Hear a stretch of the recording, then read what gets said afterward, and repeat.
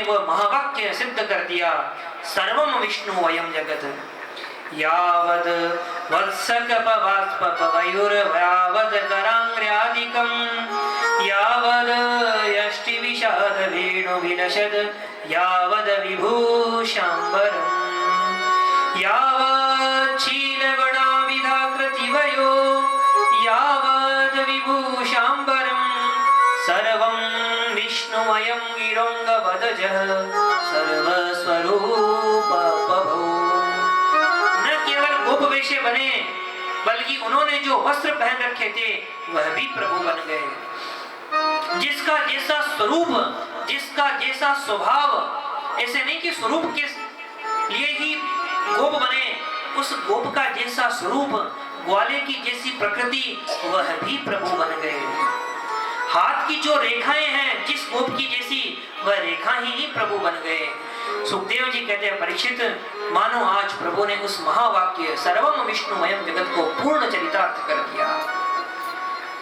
किसी को भी पता नहीं लगा, उन ग्वालों की न तो पिता को पता लगा, न उनकी माताएं समझ पाई कि ये हमारे नकली गोप हैं, ये हमारे नकली लाला हैं।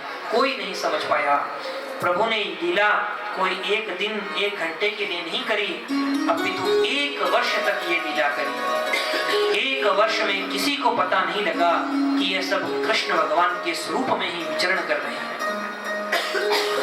लेकिन जब 1 वर्ष जब पूर्ण हो गया, तब ब्रह्मा जी ने विचार किया, देखता हूं मैं कृष्ण अपने बछड़ों के, अपने ग्वालों के वियोग में रो रहा होगा, उसकी क्या दशा होगी।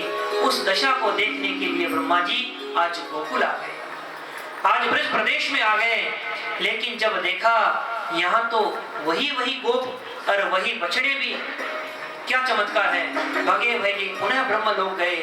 जब ब्रह्मलोक गए तो ब्रह्मलोक में भी बछड़े और ग्वाल पुनः भगे भगे वृंदावन में आए।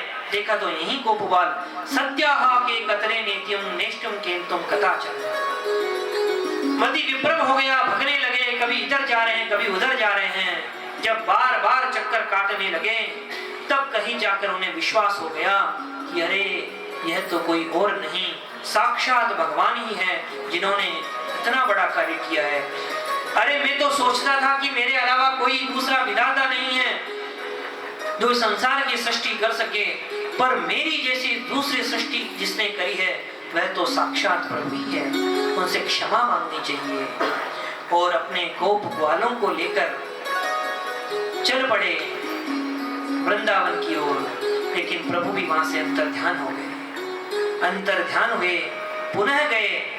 पुनः जब जाने को उद्यत हुए ब्रह्मलोक, तो ब्रह्मा जी को सबक सिखाने के लिए प्रभु ब्रह्मा जी का रूप धारण करके ही ब्रह्मलोक पहुंच गए उनसे पहले। और सेवकों को बुलाकर कहा, देखो आजकल बहुरूपियां बहुत घूम रहे हैं। भगवान कृष्ण ने कहा, आजकल बहुरूपियां बहुत घूम रहे हैं अपने सेवकों से, मेरे जैसा कोई रूप बनाकर आ जाए तो उसे ब्रह्मलोक में प्रवेश मत देना, धक्के मारकर बाहर भेज देना। ठीक है प्रभु, जो आज्ञा। और अभी मेरा शयन का समय है, मेरे शयन में विक्षेप भी नहीं होना चाहिए। यह कहकर प्रभु ब्रह्मा का रूप धारण करके ब्रह्मलोक में विश्राम करने चले गए।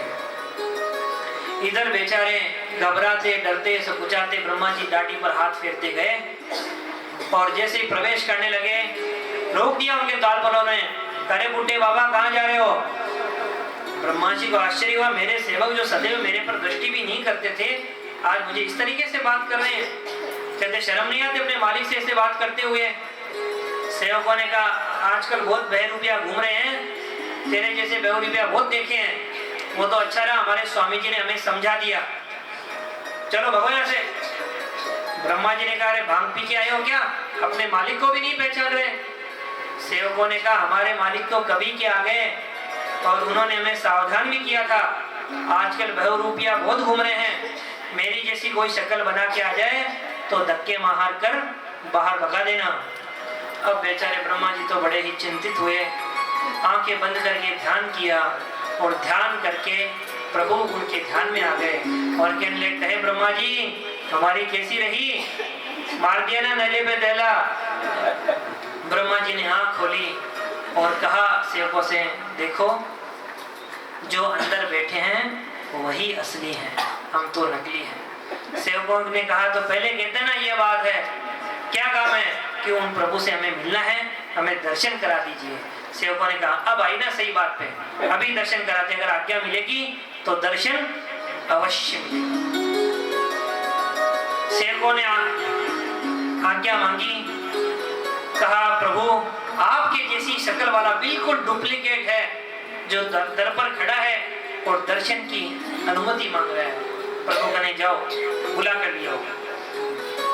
सेवकों ने दोनों हाथ पकड़े ब्रह्मा जी के और पकड़कर अंदर लेकर खड़ा करके सेवक तो चले गए। इधर जैसे ही हाथ जोड़ने की मुद्रा में ब्रह्मा जी खड़े हुए, प्रभु तो वहां से ही अंतर ध्यान हो गए। ब्रह्मा जी समझ गए, लगता है प्रभु बहुत ही मेरे से नाराज है।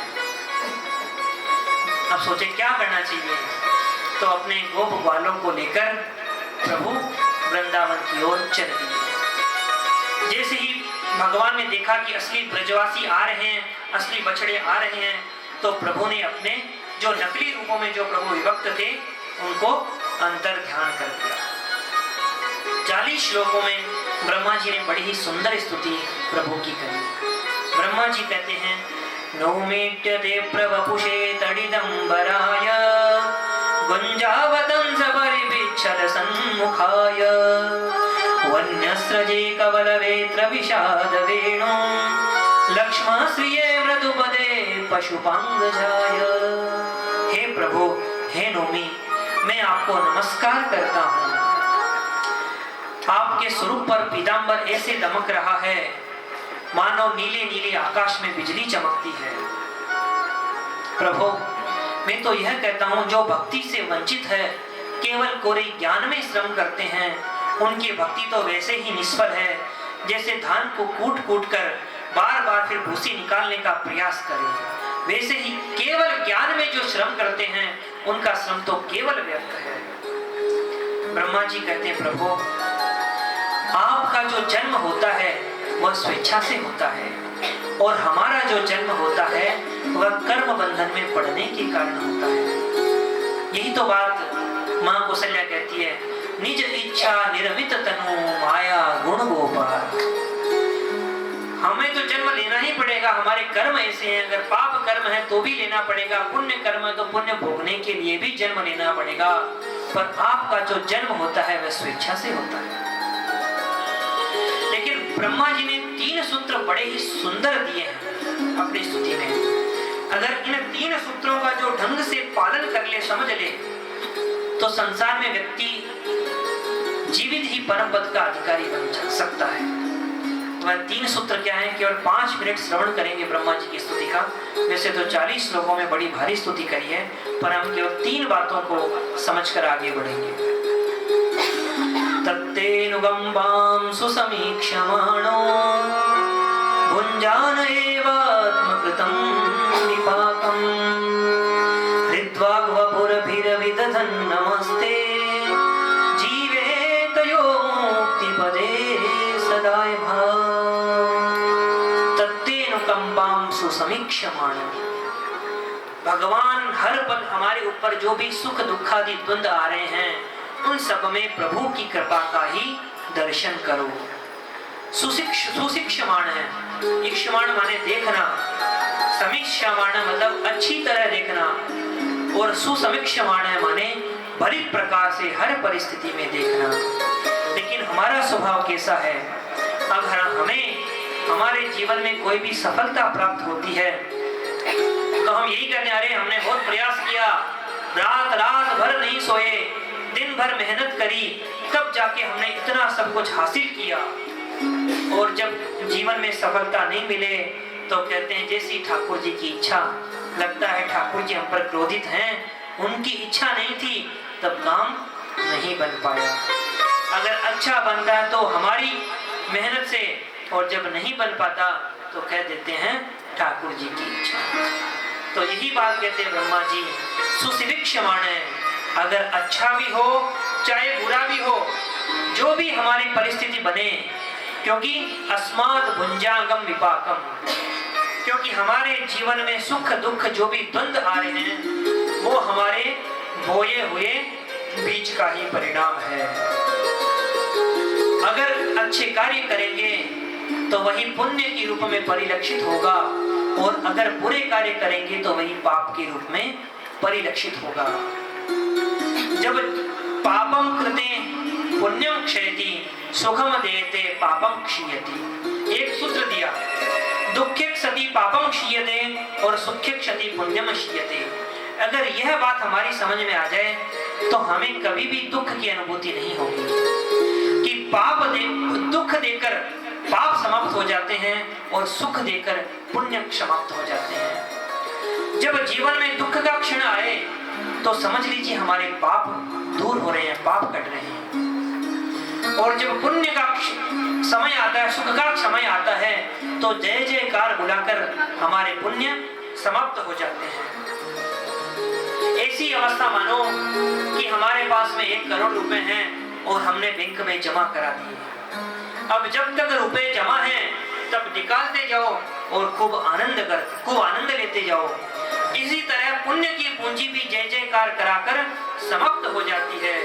इसीलिए जब जय जयकार हो तो यह ध्यान रखो कि पुण्य भी हम करते रहें, क्योंकि जब पुण्य की पूंजी बढ़ती रहेगी तो वह हमें आगे जाकर लाभ के रूप में ही परिलक्षित होगी। क्योंकि जो भी हमने बोया है, जो भी हमें आज प्राप्त हो रहा है, वो हमारे बोए हुए बीजों का ही परिणाम है। 3 प्रकार के कर्म होते हैं, क्रियमाण कर्म, संचित कर्म और प्रारब्ध। जो हम कर रहे हैं वही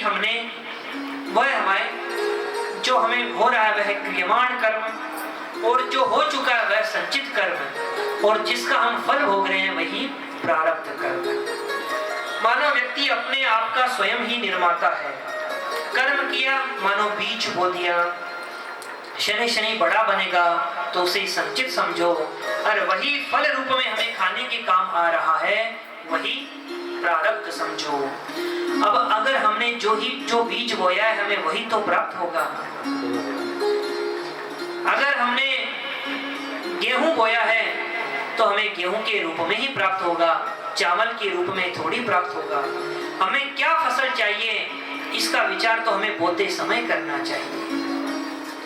अगर सुख समृद्धि में पुण्य का बीज बो देंगे तो हमें वह पुण्य रूप में प्राप्त होगा, और अगर हम पाप के बीज बोएंगे तो हमें दुख के रूप में ही प्राप्त होगा। और अगर पुण्य का फल हमने बो दिया है, बीज बो दिया है, तो हम नहीं चाहें तो भी हमें प्राप्त होता है। हमने देखा लोग जंगल में भी चले जाते हैं, वहां पर भी सुख समृद्धि उनके पास में आ ही जाती है। संसारी में और संत में यही अंतर है, संत अपने प्रारब्ध को प्रसन्नता पूर्वक भोगता है और संसारी अपने प्रारब्ध को रो रो कर भोगता है, लेकिन फल तो भोगना ही पड़ता है। एक उदाहरण से समझिए, एक बहुत बड़े संत महात्मा थे, उनको बड़ा भारी ज्वर हो गया, मलेरिया, भारी बीमार हो गए। एक संत महात्मा के दर्शन करने के लिए एक राजा शिष्यों से कहा, मुझे आपके गुरुदेव का दर्शन करना है और सत्संग करना है। शिष्यों ने गुरुजी से कहा, गुरुजी एक बड़े भारी राजा मिलने के लिए आए हैं, आपका स्वास्थ्य ठीक नहीं है, आप मलेरिया से पीड़ित हैं, ज्वर से पीड़ित हैं और आपका शरीर कांप रहा है, अगर आपकी आज्ञा हो तो अनुमति दें। संत ने कहा ठीक है, बुला कर दिया। जब वह राजा उनके सामने आया सो संत बिल्कुल स्वस्थ होकर बैठे थे। प्रणाम किया, राजा ने वार्तालाप करने लगा। जब बड़ी देर होगी वार्तालाप करते हुए तो राजा की दृष्टि एक कंबल पर पड़ी। वह कंबल कांप रहा था। राजा को बड़ा आश्चर्य हुआ। उसने कहा, गुरुवर ये कंबल कैसे कांप रहा है, इस कंबल में क्या हो गया है? संत ने कहा, देखो राजन, मुझे थोड़ा ज्वर हो गया था, मैं ज्वर से पीड़ित था, लेकिन जब मुझे पता लगा कि आप वाले आए हैं मिलने के लिए, तो मैंने अपनी बुखार को उतार कर उस कंबल में धर दी। राजा को आश्चर्य, गुरुवर जब आप में इतना बड़ा सामर्थ्य है कि आप ज्वर को उतार कर कंबल पर धर सकते हैं, तो आप उसको भोग ही क्यों रहे हैं? तो महात्मा ने कहा, अरे राजन, जो फल मुझे भोगना है वो तो भोगना ही पड़ेगा, चाहे मैं खुद प्रेम से भोगूं चाहे रोकर। और अगर आज मैंने अपने मैंने तप के प्रभाव से नहीं भोगा तो मुझे जन्म लेने के लिए अगला अवतार और आना पड़ेगा और जन्म लेना पड़ेगा, तो क्यों ना मैं इस पाप को और दुख को भोगी। हमारे जीवन में तकलीफ आती है तो हम तो पता नहीं किन किन, कभी पड़ोसियों को बताते हैं, कभी कहाँ बताते हैं, कहाँ व्यथा बताते हैं, और सब सुनकर हमारी हंसी ही उड़ाते हैं। बल्कि कई बार तो जब हम अपने ही दुख का दुखना रोते रहते हैं तो लोग हमसे दूर भगते हैं कि अगर पास में बैठ गए तो केवल अपना ही रोना रोएगा, इससे तो दूर की राम राम ठीक है। रही मन निज मन की व्यथा मन ही राखो होए, सोनी इठ नहीं हर सही सब बांट सके नहीं वो। इसीलिए रहीमदास जी कहते हैं मन की जो भी इच्छा है या मन की जो भी व्यथा मन में ही रखो, भगवान के सामने प्रकट कर दो, गुरु के सामने प्रकट करो, पर संसारियों के सामने प्रकट मत करना, न तो समाधान मिलेगा अभी तो हंसी जग हंसाई ही होगी।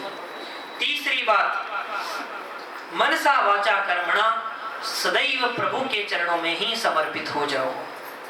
3 सूत्र दिए। पहली बात, हर परिस्थिति में भगवान की कृपा को देखो। दूसरी बात, सुख दुख आदि जो भी द्वंद आ रहे हैं उसे भगवान की कृपा मान के ही स्वीकार करो। और तीसरी बात, मनसा वाचा कर्मणा सदैव प्रभु के श्री चरणों में ही प्रणत हो जाओ। प्रभु फिर भी नहीं बोले, समझ गए ब्रह्मा जी, लगता है प्रभु मेरे से ज्यादा ही कुपित है। अब प्रभु के सामने भक्तों की प्रशंसा करने लगे। ब्रह्मा जी कहने लगे, अहो भाग्यम नंद गोप व्रजो कसाम यन मित्रम परमानंदम पूर्णम ब्रह्म सनातनम। अरे अगर संसार में कोई अगर भाग्यवान है तो इन बालों के समान कोई भाग्यशाली नहीं है। हम देवता जिनकी समाधि में लगाए एक झलक पाने को तरसते हैं, वह ब्रजवासी आपके साथ खेलते हैं, और क्रीड़ा में अगर आप हार जाएं तो आपके कान पकड़कर आपको मुर्गा भी बना देते हैं। इनसे बड़ा सौभाग्यवान कौन होगा? कैसे है वह परमात्मा, पर होते क्या हैं? ताही अहीर की छो हरियां छछियां बरी छाछ पे नाच नचावे। अरे उन प्रभु को तो एक छाछ के लिए, माखन के लिए नचा देती हैं। वह प्रभु है कैसे? शेष महेश गणेश दिनेश सुरेश ऊंचा ही निरंतर ध्यावे। ऐसे हैं प्रभु। हाथ जोड़कर प्रार्थना करने लगे और कहने लगे, प्रभु मैं तो यह चाहता हूँ कि आप ये ब्रह्मा का पद तो किसी और को दे दीजिए और मुझे ग्वाल बालों की आपकी मंडली में सम्मिलित कर लीजिए। कर जोड़े ब्रह्मा खड़े सुनहु नंद के लाल, देव ब्रह्म पद और को हम करो बाद में भी जब प्रभु कुछ नहीं बोले, तब ब्रह्मा जी तो 3 परिक्रमा करके वहीं से भाग लिए। परीक्षित ने पूछा, गुरुदेव 3 परिक्रमा करके ही क्यों चले गए? परिक्रमा तो पूरी 4 करनी चाहिए थी। सुखदेव जी कहते हैं, राजन, जब मालिक बहुत ही ज्यादा नाराज हो तो सेवक कर्मचारी को चाहिए कि जल्दी से जल्दी उसकी आंखों से दूर हो जाए, क्योंकि आंखों के सामने अगर ज्यादा रहा, क्रोध बढ़ गया तो नौकरी से भी हाथ धोना पड़ सकता है। इसी में भलाई है। इसीलिए 4 की जगह 3 परिक्रमा करके ही भाग लिए। प्रभु की अनेक लीलाएं चलती रही। एक दिन प्रभु अपने ग्वाल बालों के साथ बलराम जी बड़े भैया के साथ दूर तालवन में पहुंच गए। तालवन बड़े भारी वृक्षों से लदा हुआ है, लेकिन वहां एक राक्षस रहता है जिसका नाम है धेनुकासुर। धेनुकासुर के डर के मारे कोई आता नहीं है, सारे के सारा वन वृक्षों से लदा हुआ है। दिव्य ध्वनि करी। आज बलराम जी ने एक डाल खींची कि हजारों वृक्ष के जो भी फल थे नीचे की ओर टपक पड़े। सबने आनंद से फल खाए। धेनुकासुर ध्वनि करता हुआ आ गया गधे के रूप में। बलराम जी ने उसके पीछे वाले दोनों पैर पकड़े और उठाकर भूमि पर ऐसा पटका कि उसके प्राणांत होश हो गए। बोलिए बलराम जी महाराज की जय। सर्वत्र बलराम जी की जय जय कीर्ति होने लगी, जय जयकार करने लगे। और आज शाम के समय में जब प्रभु अपने ग्वाल बालों बलराम जी के साथ में भोजन कर रहे थे, तो भगवान बाल कृष्ण ने धीरे से कहा, मैया आज तो मेरे भैया ने बहुत ही बड़ा काम किया है। बलराम जी मन ही मन प्रसन्न हो गए, आज तो मेरा भाई मेरी बड़ी प्रशंसा करेगा। पूछने लगे, मैया पूछने की, अरे लाला आज क्या किया मेरे बलराम ने? तो प्रभु बोले, आज भैया मेरे भैया ने एक गधा को मार दियो। ये सुनते सब जोर जोर से हंसने लगे। बलराम जी को बहुत गुस्सा आया, करेगा मैया तेरे लाला को समझा रहे नहीं, मेरे से आज बहुत पिटाई होगी इसकी। मैया ने कहा, देख लाला ऐसे हंसी मजाक थोड़ी करते हैं। तो लाला ने कहा, मैया तुझे मेरी बात गलत लगती है तो गोप ग्वालों से पूछ ले। तो मैया ने मधुमंगल से पूछा कि मधुमंगल देख तू बता, सच सच बता कि आज बलराम ने क्या किया। उस समय मधुमंगल भोजन कर रहा था, कहने लगा मैया ब्राह्मण का बेटा हूँ, ब्राह्मण का बेटा भोजन की थाली के सामने कभी भी झूठ नहीं बोलता। तो मैया आज तेरे लाला बलराम ने बहुत ही बड़ा गधा मार दिया। ये सुनकर सब जोर जोर से हंसने लगे और बलराम जी को आज बड़ा ही क्रोध आया और बलराम जी उठकर चले गए। कहा, देख लाला आज तूने मेरी इतनी हंसी उड़ाई है तो तेरी पार्टी अलग और मेरी पार्टी अलग, क्योंकि भगवान भी यही चाहते थे। विलोक्य दूषितां कृष्णां कृष्णं कृष्णाहिना विभु। क्योंकि प्रभु ने विचार किया कि जल की शुद्धि मुझे करनी है, फलों की शुद्धि करती मेरे भाई बलराम ने, और फलों की शुद्धि कर दी मेरे भाई ने, और जल की शुद्धि करनी है मुझे। क्योंकि फलों को दूषित कर रहा था धेनुकासुर और जल को दूषित कर रहा था काली नाग।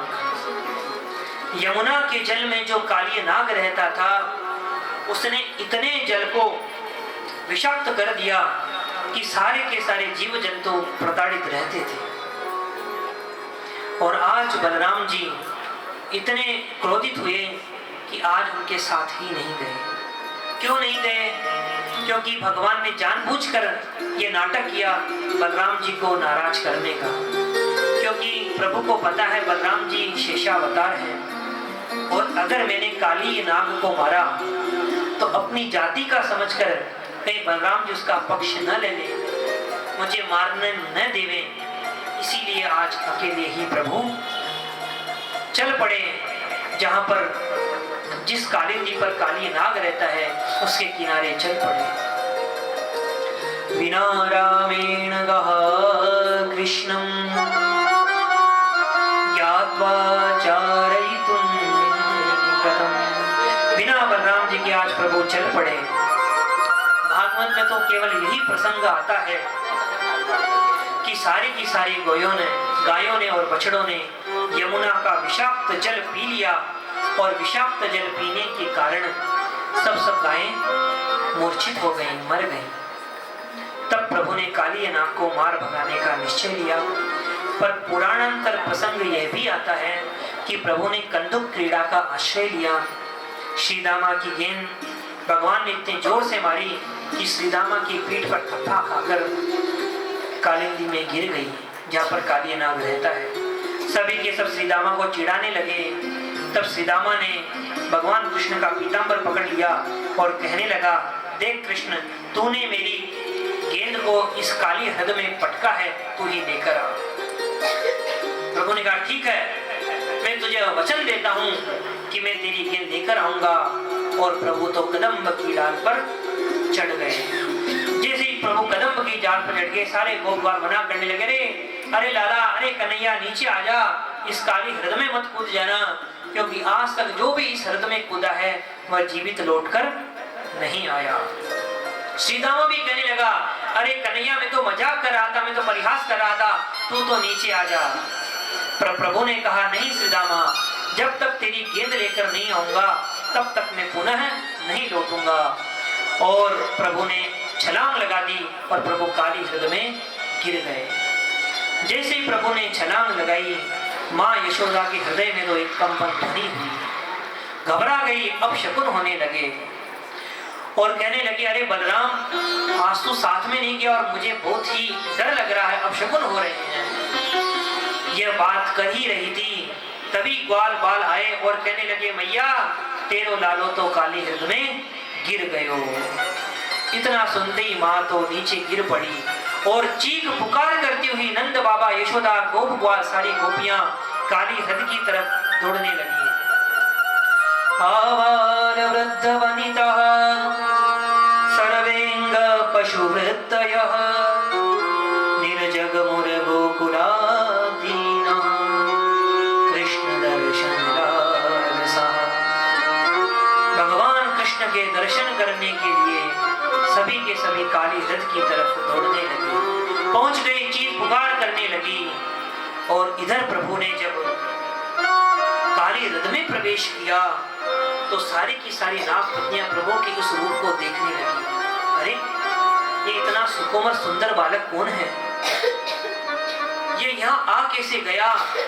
और आ गया वो तो ठीक है, पर अभी तक जिंदा है, क्या बात है? पूछने लगी, अरे बालक तुम कौन हो? क्या तुम्हें किसी ने धक्का दे दिया या जीने की इच्छा नहीं रही?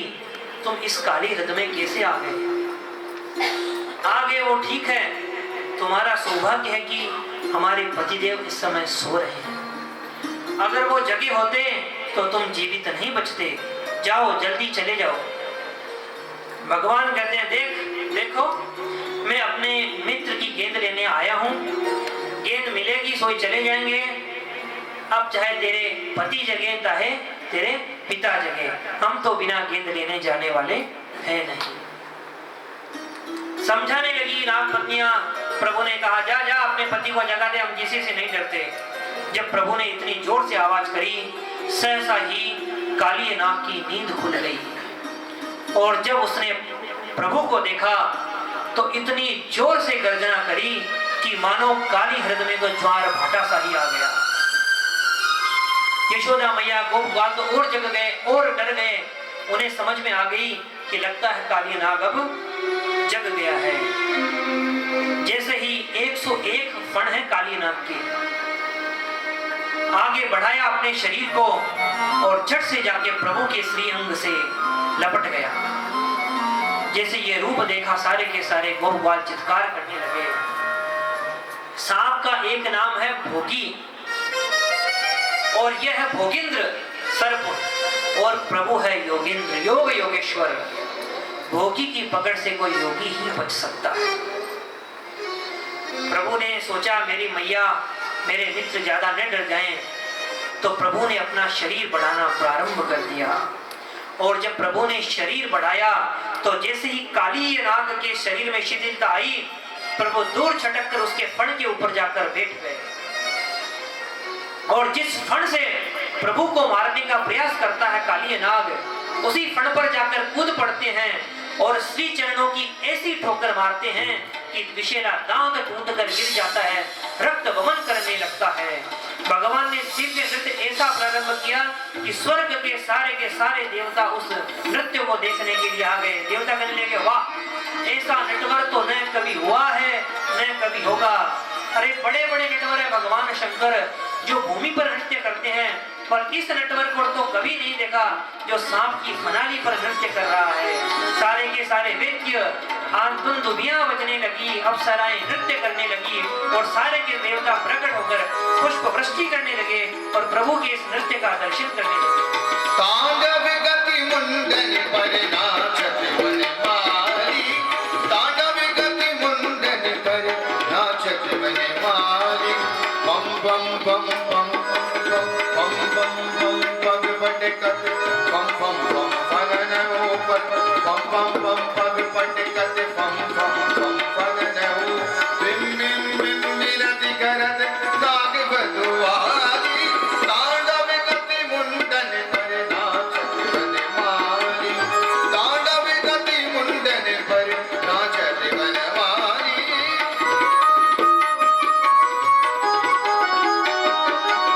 सन सन सन सन कादिक नंदन नर नार कादि सन सन सन सन कादिक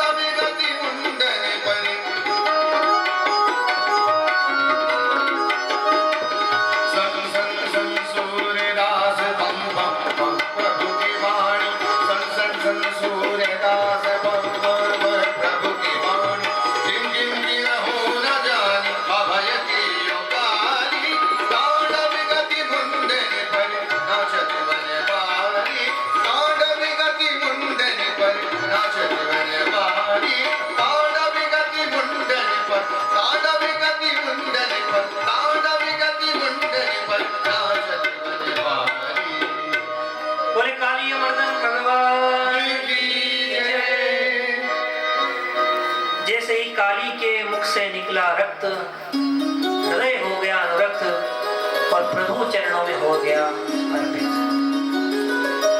विष के रूप में प्रभु ने उसका सारा तमोगुण बहा दिया और रक्त के रूप में रजोगुण बहा दिया, और जब केवल सत्व गुण बच गया तब वह प्रभु की स्तुति करने लगा। स्मृत्वा चराचर गुरुं पुरुषं पुराणं। नागपत्नियों ने भी बड़ी सुंदर स्तुति करी। नागपत्नियों ने सोचा कि अगर यह बालक थोड़ी देर और नाचता रहा तो हमारे स्वामी के जीवन की गारंटी कार्ड भी खत्म हो जाएगा। तो बड़ी सुंदर स्तुति करी नागपत्नियों ने प्रभु की। न्यायो हि दंडः कृतकिल विशेषमिन् तवावतारः खलनिग्रहाय। कहने लगी, हे प्रभु, न्यायो ही दंड है, आपका अवतार तो दुष्टों को, पापियों को दंड देने के लिए ही हुआ है। हमारे पतिदेव को बड़ा ही अभिमान था, आपने उनके अभिमान को तोड़ दिया। ये तो आपका स्वभाव है, आप दंड देते ही हैं, लेकिन आपके दंड में भी कृपा छुपी ही रहती है। तवावतार है खल निग्रह। आपकी दृष्टि में रिपोह सुतानाम अपि तुल्य दृष्टि। आपकी दृष्टि में पुत्र और शत्रु समान है, आपकी दृष्टि में कोई भेद नहीं। क्रोधोपिते गृह्ण ग्रह एव सम्मतः। आपने जो क्रोध किया, आपने हमारे पतिदेव पर जो क्रोध किया है वो कृपा ही है। भगवान ने कहा, भाई मैंने तो तुम्हारे पति के सारे तो दांत तोड़ दिए, उसे लहूलुहान कर दिया, तुम्हें कहाँ कृपा नजर आती है? तो नागपत्नियां बड़ी ही सुंदर बात कहती है, हे प्रभु, भगवान शंकर जो महान तपस्वी हैं, महान ज्ञानी हैं, सदैव आपका नाम अपने जिह्वा पर रखते हैं, तो उनके हृदय कमल में सदैव आपका वास है। क्या मिला उनको? आपके श्री चरणों का धोवन, चरण नहीं मिले, चरणों का धोवन गंगा जल उनके उन्हें प्राप्त हुआ। बलि ने संपूर्ण साम्राज्य, त्रिलोकी का साम्राज्य आपके चरणों में जब न्योछावर कर दिया, तब कहीं जाकर आपने एक चरण उसके सिर पर रखा। अरे धन्य तो, अरे सौभाग्यशील तो, सौभाग्यवान तो हमारे पति हैं, न तो जिन्होंने तपस्या करी, न कुछ दान किया, न कहीं बाहर गए, बल्कि खुद ही आप आ गए।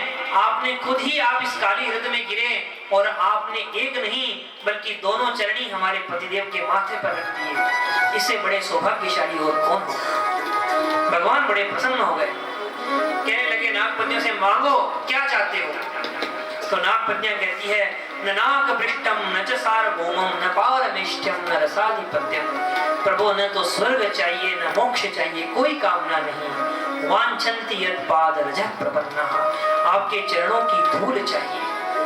प्रभु कहने लगे, अच्छा हम जल में खड़े हैं और हमसे धूल मांग रही हो? प्रभु समझ गए, ये जानना समझ गए कि ये चाहती है हम यहाँ से बाहर जाएं, बाहर जाकर जब बाहर जल में खड़े, जल से बाहर खड़े होंगे तब जाकर धूल मिलेगी, और ये इस तरीके से अपनी पतिदेव के जीवन को बचाना भी चाहती है।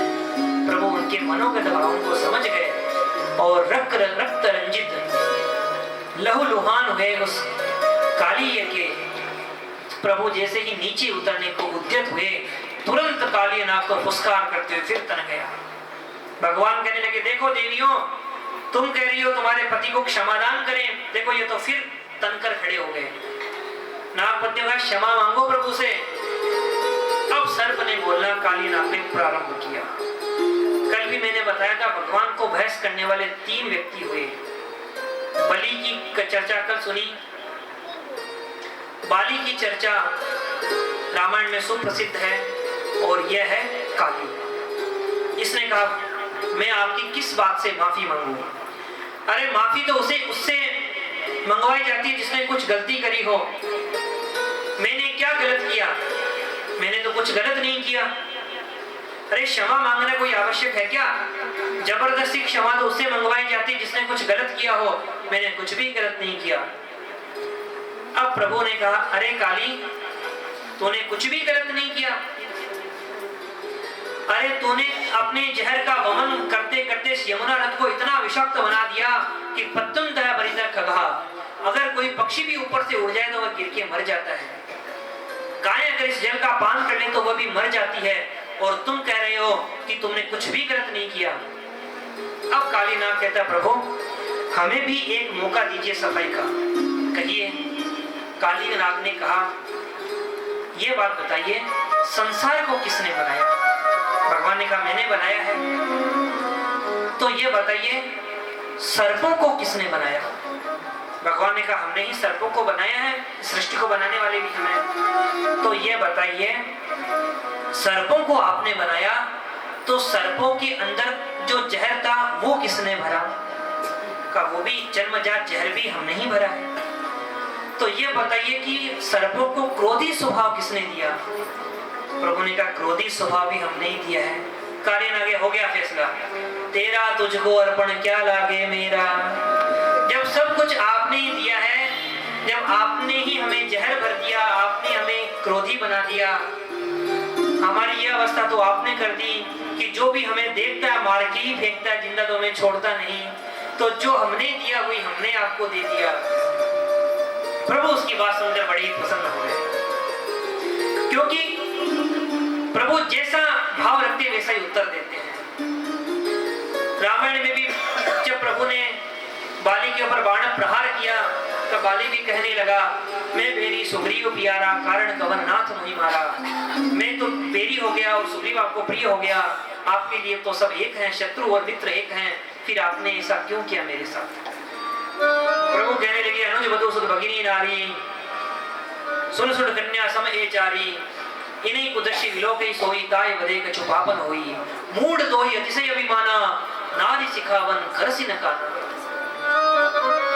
जब सुना मूढ़ दोई अतिशय अभिमाना नारी सिखावन करसी न काना, जब यह बात सुनी तो बाली चकरा गया कि हाँ मेरी पत्नी ने मुझे कहा भी था, आपके परिचय से परिचय भी कराया था, परंतु उस समय तो मैं और मेरी पत्नी के अलावा कोई नहीं था।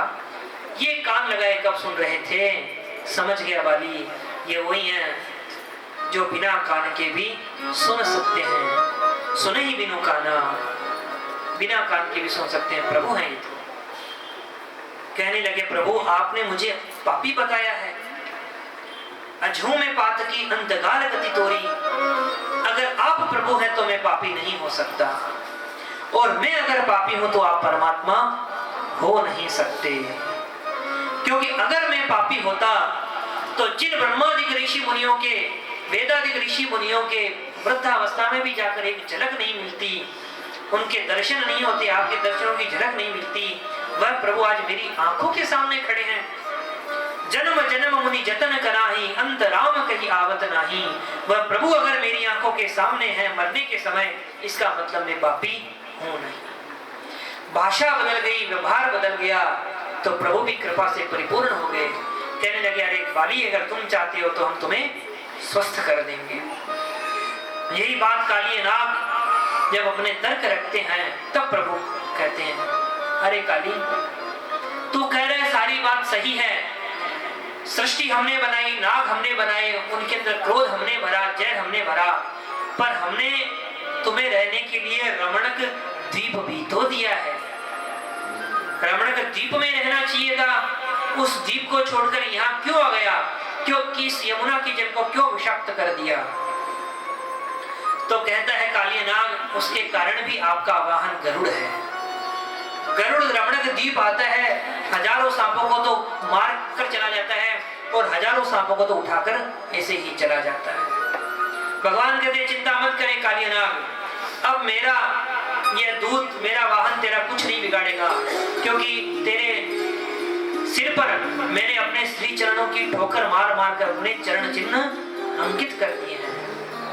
अब तेरा कुछ नहीं होगा, तेरा कोई कुछ नहीं बिगाड़ सकता, यही जीवन की भाषा है, क्योंकि अब मेरे चरण चिन्ह तेरे ऊपर अंकित हो गए। दो प्रकार के कुत्ते होते हैं, एक पालतू और एक फालतू। फालतू जो कुत्ता होता है उसे रास्ते चलते कोई भी डंडा मसक के चला जाता है, पर जो पालतू होता है उसको मारने में बड़ा डर लगता है। क्यों? क्योंकि उसने अपने मालिक के नाम का पट्टा अपने गले में पहन लिया है। इसी प्रकार जब हम तिलक कंठी माला धारण करते हैं, शंख चक्र प्रदीप्त धारण करते हैं, समाश्रित होते हैं, तब यमराज भी सोचता है कि ये इसका मालिक कोई है। जब वो समझ लेता है कि ये तो नारायण के परमोपासक है, श्री वैष्णव है, तब वह भी आने से घबराता है, क्योंकि हमने अपने किसी को अपना मालिक मान लिया। इसी प्रकार जो अपने मालिक को स्वीकार कर लेता है, भगवान के चरण चिन्ह आयुधों को स्वीकार कर लेता है, उसका यमराज भी कोई कुछ भी नहीं बिगाड़ सकता है। काली नाग को प्रभु ने विदा कर दिया और विदा करते हुए काली नाग रमणक द्वीप को लौट गया। और प्रभु अब काली दह से जैसे ही बाहर आते हैं, ऊपर आते हैं, काली नाग के फण पर बैठकर माँ यशोदा तो बहुत चिल्लाती, अरे लाला जल्दी से आजा, जल्दी से मेरे पास आजा। कन्हैया कहते मैया चिंता मत कर, काली इस नाग को तो मैंने अपना चेला बना लिया, ये मेरा कुछ नहीं बिगाड़ सकता। और प्रभु छलांग मारकर बाहर आते हैं और सबसे पहले बलराम जी उनको कसकर पकड़ लेते हैं, शरीर का आलिंगन करते हैं। क्यों? क्योंकि बलराम जी जानते हैं काली का जो विष है प्रभु के शरीर में चारों तरफ लगा हुआ है, कोई अगर पहले स्पर्श कर लेगा तो उसका प्रभाव पड़ जाएगा। तो प्रभु के शरीर से लिपटकर बलराम जी ने सारे के सारे विष का पान कर लिया, सारा विष उतार दिया। फिर प्रभु से जाकर अन्य ग्वाल बाल और मैया गए। धीरे धीरे समय बीतता गया।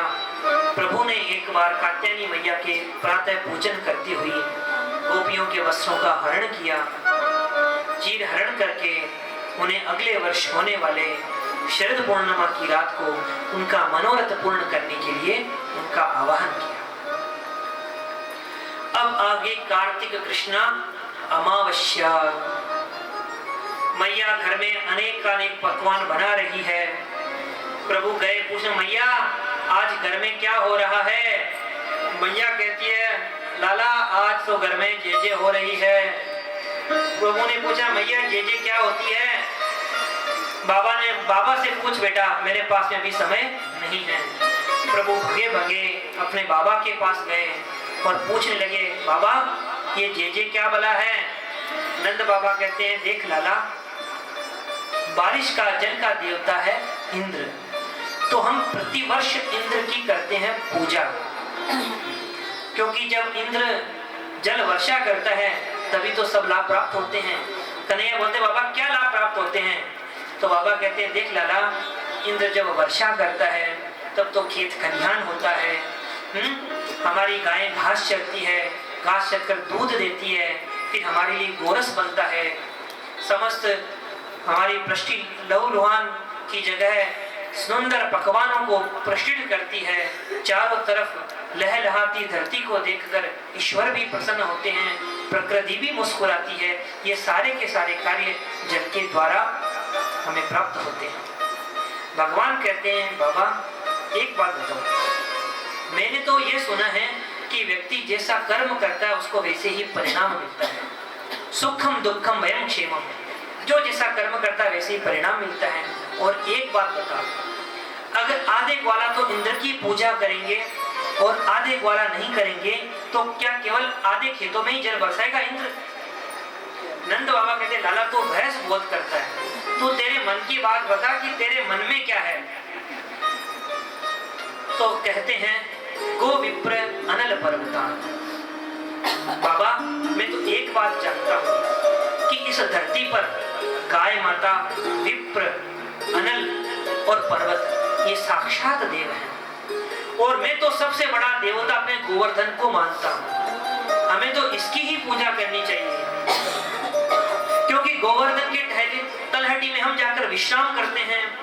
गोवर्धन की में रहने वाली घास को जब हो जाती है तो हमारी गायें चरती है। गोवर्धन के शिखर पर हम जाकर आनंद की अनुभूति करते हैं। इनमें जो वृक्ष है उनके फलों को हम पान करते हैं, हमारी भूख मिटाते हैं। तो मुझे तो सबसे बड़ा देवता गोवर्धन ही लगता है, हमें तो गोवर्धन की ही पूजा करनी चाहिए। नंद बाबा ने कहा, ठीक है, अगर तू कहता है तो इस बार गोवर्धन की पूजा ही सही, बता तेरे देवता की पूजा कैसे होगी? तो कृष्ण भगवान कहते, देख बाबा, मेरे देवता की पूजा में कोई विशेष परेशानी नहीं है, सारी की सारी पद्धति बड़ी सरल है। बस एक बात है, मेरे जो प्रभु हैं उनको खाने को 56 भोग चाहिए, तो 56 भोग बनवाओ, उनको भोग लगाओ तो देवता प्रसन्न हो जाएगा और हम जो अभिष्ट मनोरथ मांगेंगे वह सारे मनोरथों को पूर्ण कर देगा। ठीक है, नंद बाबा ने दोहाई लगा दी कि भाई इस वर्ष इंद्र की पूजा नहीं करेंगे, इस वर्ष गोवर्धन की पूजा होगी, गिरिराज की पूजा होगी, तो सभी अपने घर में 56 भोग बनाओ और 56 भोग तैयार करो। अब तो किसी घर में गुलाब जामुन, रसगुल्ला, कहीं कचौड़ी, कहीं मंगोड़ी, अनेकानेक पकवान तैयार होने लगे और 56 भोग के थाल तैयार करके चल पड़े ग्वाल बाल गिरिराज धरण की ओर। आइए हम सब भी एक बार गिरिराज धरण का ध्यान करते हुए पूजन की तरफ बढ़ेंगे। तेरो सब संकट मिट जाए, तू पूजा कर गोवर्धन की।